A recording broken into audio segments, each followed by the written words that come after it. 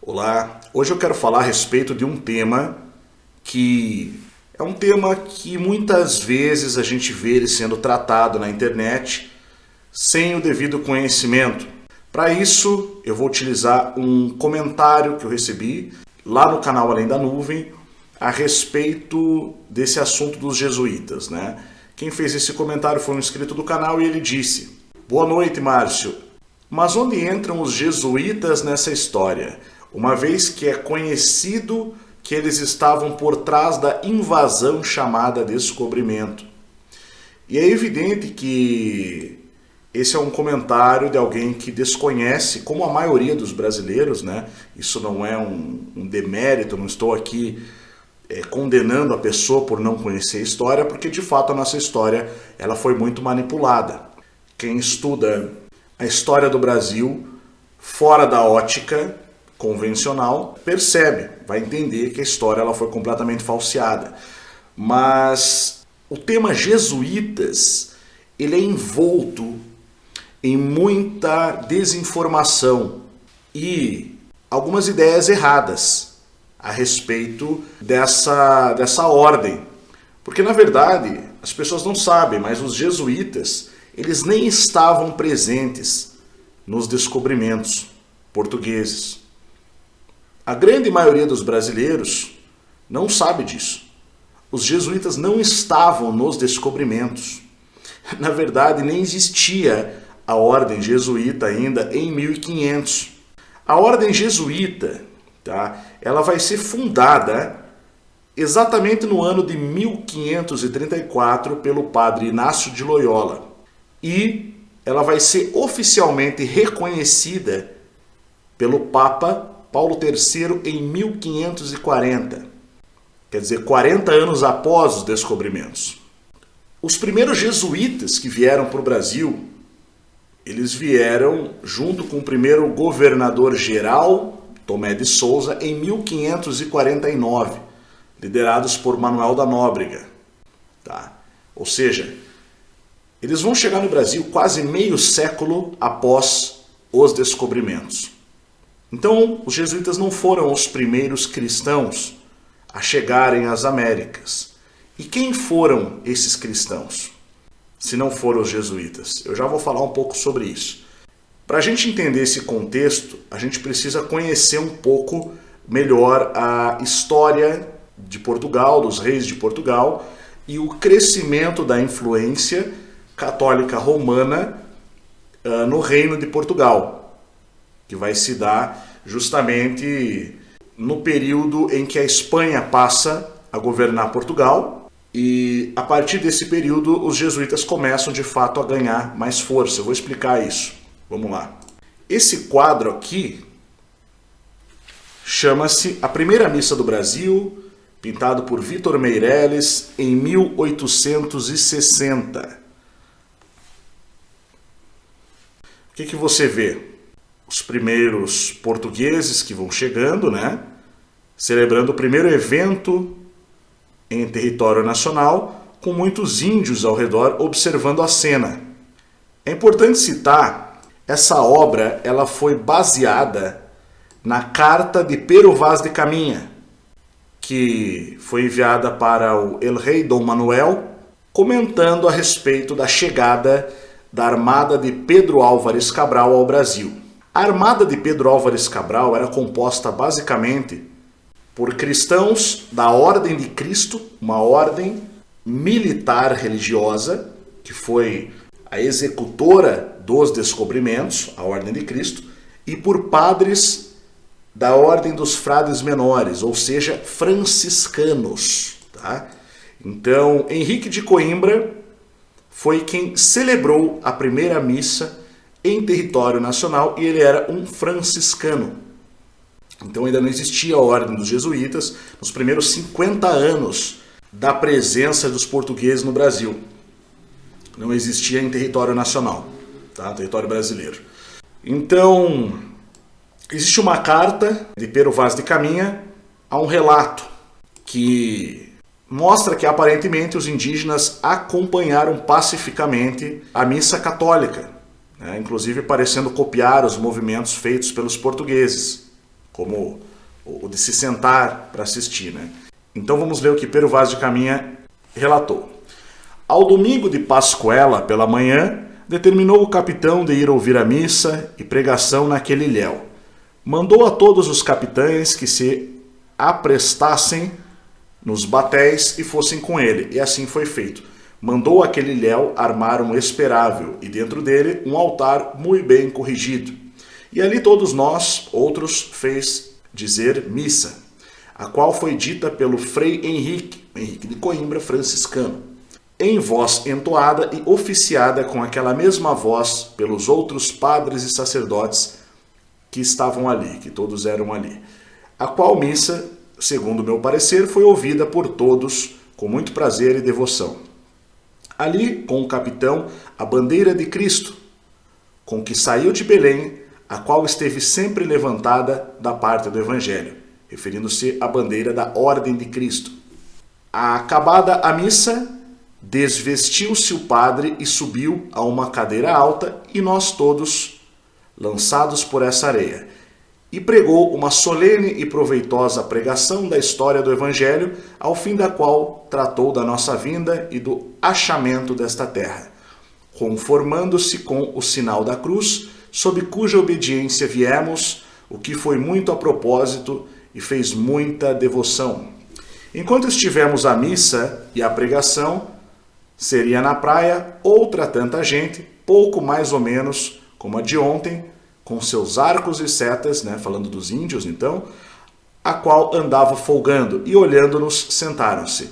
E depois de acabada a missa, assentados nós à pregação, levantaram-se muitos deles, tangeram corno ou buzina e começaram a saltar e dançar um pedaço. Então, essa é o relato, né, no caso, de Pero Vaz de Caminha e do primeiro evento celebrado em solo brasileiro, que foi a missa. Para a gente entender um pouco o aumento da influência católica romana em Portugal, é preciso entender um pouco das dinastias portuguesas. Tá? Nós tivemos a Casa de Borgonha, 1139 a 1385. Os primeiros reis, né? Desde Dom Afonso I ou Afonso Henriques a Fernando I. Então entra a Casa de Avis, que mantém os costumes religiosos portugueses. Inicia então, a partir de 1385, com a Revolução de Avis, uma vez que a Casa de Borgonha ela tenta anexar o território de Portugal a Castela, mas a Casa de Avis não permite, junto com o apoio da população. Há uma crise, há uma guerra e há a primeira Revolução de Avis, ou a Revolução de Avis, como é conhecida. Então, a partir daí, você vai ter a sequência de reis da Casa de Avis até Dom Sebastião, que é um dos indícios principais acerca do providencialismo e do aspecto que está dentro da profecia do milagre de Eurique, que vai se cumprir na Casa de Avis, com um rei que acaba ficando sem descendência, que é o rei Dom Sebastião. Esse já em 1578, vai reinar entre 1557 a 1578. O rei Dom Sebastião, então ele vai desaparecer depois na Batalha de Alcácer Quibir no Marrocos. Ele foi inclusive o rei que proibiu, com pena de morte, a escravidão dos indígenas nascidos no Brasil, dos indígenas nativos do Brasil. Era proibido, passível de pena de morte para quem quebrasse essa lei. Depois disso nós temos ainda o rei cardeal, Dom Henrique I, e é a partir daí que vai de fato começar o cardeal-rei, né, que vai assumir após o desaparecimento de Dom Sebastião. Vai haver uma crise de sucessão, e então a Casa de Habsburgo, tá? Sob o comando ali da dinastia filipina, Filipe I, Filipe II e Filipe III, é quem vai governar Portugal nesse período.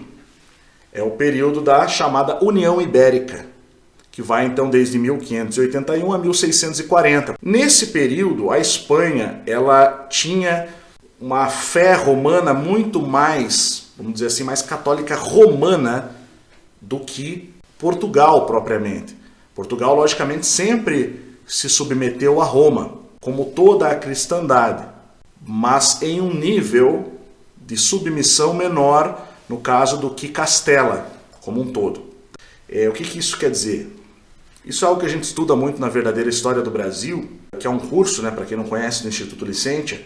Isso quer dizer que os reis portugueses, eles eram reis templários. Então você já começa a entender que houve uma supressão da Ordem do Templo por Roma entre 1307 e 1314. Isso tudo está dentro desse período aqui, entre a fundação de Portugal, de 1139, até o final da dinastia de Avis, 1580, até o início, portanto, da União Ibérica sob o domínio da Casa de Habsburgo. Então é lógico que, sendo os reis portugueses, desde sua fundação, tendo fundado uma espécie de Estado templário e sendo a Ordem Templária, a Ordem do Templo, um poder que em muitos aspectos rivalizava com Roma em influência, era reconhecida, era apoiada e apoiava também a Igreja Católica Romana, pois todas eram parte da mesma cristandade.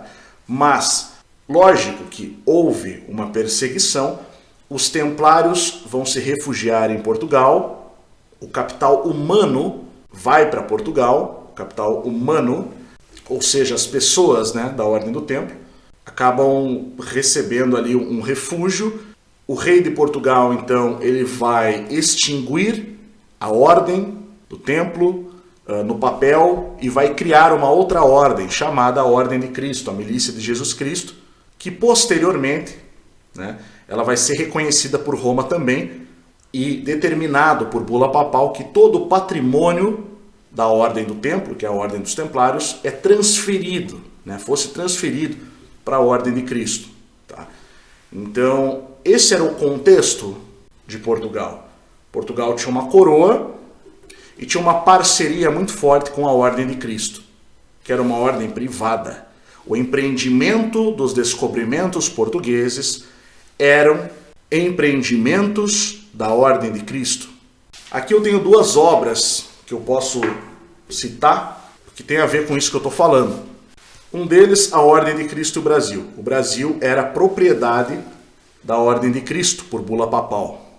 Olha só, a Ordem de Cristo não era da coroa portuguesa, ela era parceira da coroa portuguesa. Esse outro livro aqui, Crônica da Companhia de Jesus, de Padre Simão de Vasconcelos, que é um livro dos jesuítas, de um jesuíta, Padre Simão de Vasconcelos, que vai relatar a sua estada no Brasil, principalmente no século XVII e não no século XVI, não após o descobrimento. Tanto que ele nasce em 1597. Então os primeiros jesuítas vão chegar no Brasil em 1549. Tá? Quem estava no Brasil antes era a Ordem de Cristo e os franciscanos, discípulos que vêm por meio da ordem fundada por São Francisco de Assis, que funda a Ordem dos Frades Menores, que vão trazer aquele espírito missionário, naturalmente missionário. De fato, a Ordem Franciscana ela tem essa mentalidade de aproximação com o povo. É preciso entender que nós estávamos também vivendo, nessa época, o período da Contra-Reforma. Havia reforma protestante e havia Contra-Reforma. Então, enquanto alguns países aderiram à reforma protestante, outros não. Outros adotaram medidas contra-reformistas.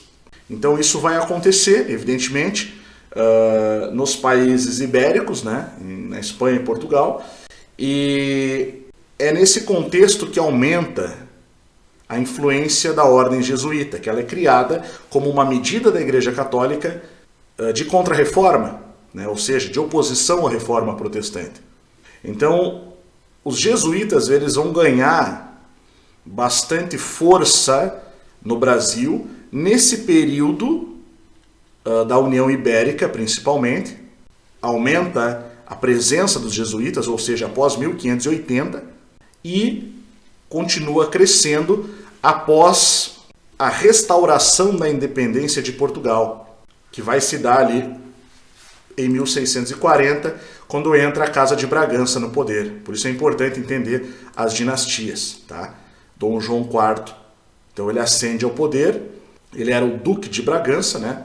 Um duque, enquanto Casa de Avis, a Casa de Bragança ela era um ducado, uma casa de duques. Então era muito importante na nobreza. Por isso que ele assume, inclusive, a dinastia na Guerra de Restauração contra a Espanha. Depois ele é aclamado rei. É inaugurado o período do interregno identitário nacional em Portugal, ou seja, dos reis sem coroa, o início dos reis sem coroa. Porque, evidentemente, eles não eram da dinastia da Casa de Avis, então eles assumem num papel de regência, de guardar a coroa. Por isso, todos os monarcas da Casa de Bragança, então, eram retratados com a coroa em suas mãos ou sobre uma almofada, mas não sobre a cabeça. Então, por isso, o período dos reis sem coroa. Isso é importante a gente entender também. E nesses dois períodos aqui, da Casa de Habsburgo e da Casa de Bragança, a gente vai ver um crescimento da presença dos jesuítas no Brasil. Até 1759, quando o Marquês de Pombal encabeça ali a expulsão da Ordem dos Jesuítas, 1759. Então a presença dos jesuítas no Brasil ela começa em 1549 e ela vai até 1759. Ela ocorreu, portanto, por 210 anos. Mas quem de fato faz os descobrimentos foi a Ordem de Cristo e os franciscanos. Tá? Isso é preciso desmistificar. Citação de Alice Lázaro. O golpe de morte na companhia de Jesus, de morte porque não havia de recuperar a vida, faltando-lhe somente o de misericórdia, foi desferido por Sebastião José de Carvalho em 21 de setembro de 1757, depois de amordaçar a rebelião do Porto, sedição que imputou aos jesuítas. Não tardariam dali a 1 ano os tiros contra o rei, que o ministro atribuíra à conspiração dos Távoras. Mas isso é um assunto para um outro vídeo, uma outra aula. Se você quer se aprofundar mais a respeito desse assunto, você pode acessar o site institutolicentia.com e se inscrever em nossos cursos. O conteúdo desse vídeo é muito mais aprofundado e desenvolvido junto com outros conteúdos no curso A Verdadeira História do Brasil. Ok? Até o próximo vídeo.